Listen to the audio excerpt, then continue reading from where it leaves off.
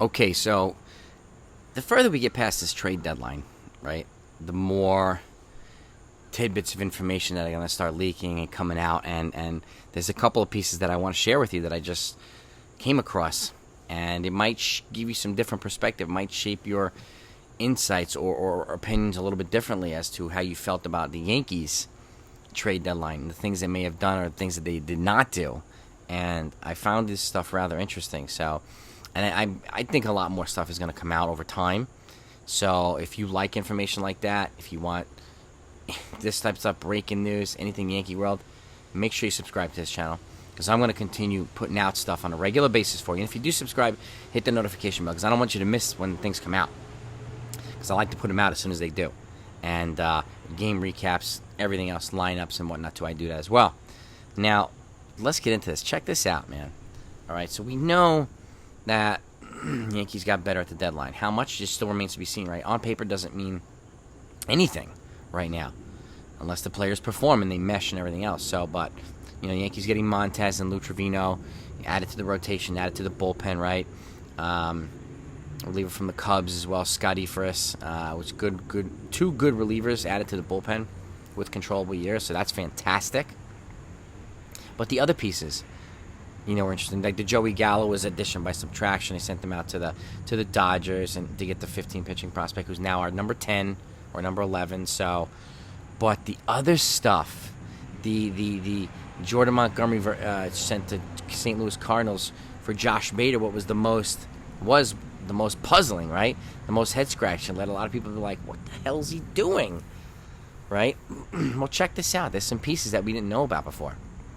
Number one, that trade was been apparently worked on for several days leading up to the deadline, the Montgomery for Bader. So, because of what else, the other thing that the Cashman had in store, the other thing he was working on, and that was a trade with the Marlins for Pablo Lopez. Now, he was also looking at Rodon as well.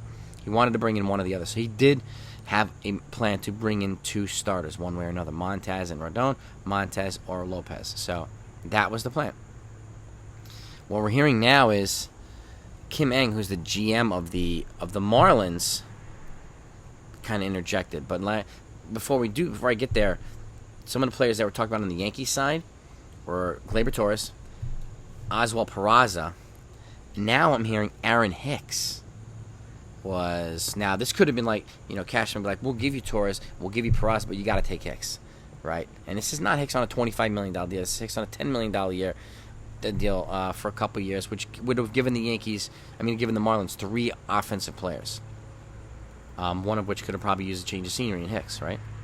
So that's what I'm hearing right now. Now, Kim Ng, I'm hearing at about 555 to 557 or somewhere around there, basically came in and said, we want another piece. Now, I don't know what the piece is. So if I find out, you'll know immediately. But it sounds like that might have tanked the deal, because basically Brian Cashman had, 3 to 5 minutes to say yes. Now, I don't know what the goal was of the Marlins there. Was it to get the Yankees to panic and give them what she wants? Because that's how you do things last minute, right? Negotiation tactics 101, too. Or did she not really want this to happen, and she thought she knew that Cashman would say no and let the deal fizzle?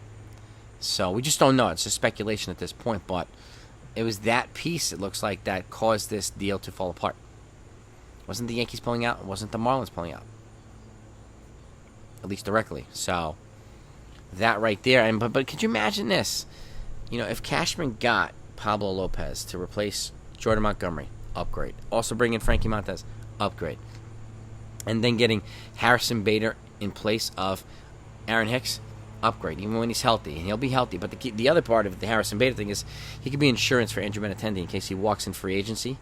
You have your left-handed hitting, you have your speedy outfielder, he's an elite defender, is one of the best in the game. He hits from righty, actually. He also has a penchant for clutch hits. Doesn't have a sexy batting average. Doesn't need to be. But he has a penchant for clutch hits and that elite defense. So they could have used him in a lot of different scenarios. And like I said before, I think the Cardinals might have felt, or the Yankees might have felt, that Jordan Montgomery was very likely not going to make the postseason rotation. They wanted somebody on that roster who they would be able to use in a lot of different ways, and that's where Harrison Bader came into play. His versatility would have played well with the Yankees and given them options. And by the way, if you look at his lefty-righty splits, he hits righties almost 100 percentage points higher, 100 points higher than he hits lefties, which falls right into the hands. Astros, majority righty pitching. Mets, majority righty. Dodgers, majority righty. So you had a guy who hits righties better than lefties. So he's almost a 300 hitter versus righties, under 200 versus lefties. So that, to me, could have been part of this as well. One reason they wanted him. But all those pieces kind of gives me a little bit more insight and perspective as to why the Yankees did the Bader versus Montgomery thing. Okay, that was already there. They wanted the other deal with it. And that would have completed Cashman's master plan this offseason. I mean, they would have been right up there with the Padres in terms of, like, ridiculous trade deadlines. Different, but ridiculous. So had he made that trade, I think the people's feelings about the team would be a lot different, right? I know a lot of people are upset because of that particular move. And they thought we got significantly worse, even though Montas is an upgrade of what we had. So Cole, Montas, Nestor, and Taillon is better than Cole, Nestor, Taillon, Montgomery. So that's just a fact. That's an easy one to admit too, or realize. So, but I wanted to give you that intel as to what we're hearing. And again, I will continue to put out stuff. If this becomes even more puzzling or fascinating, you're gonna get it. You know that. So, but let me know what you think. Give me your feedback in the comments. I'll see you guys later for the lineups. They're playing the Cardinals tonight in St. Louis.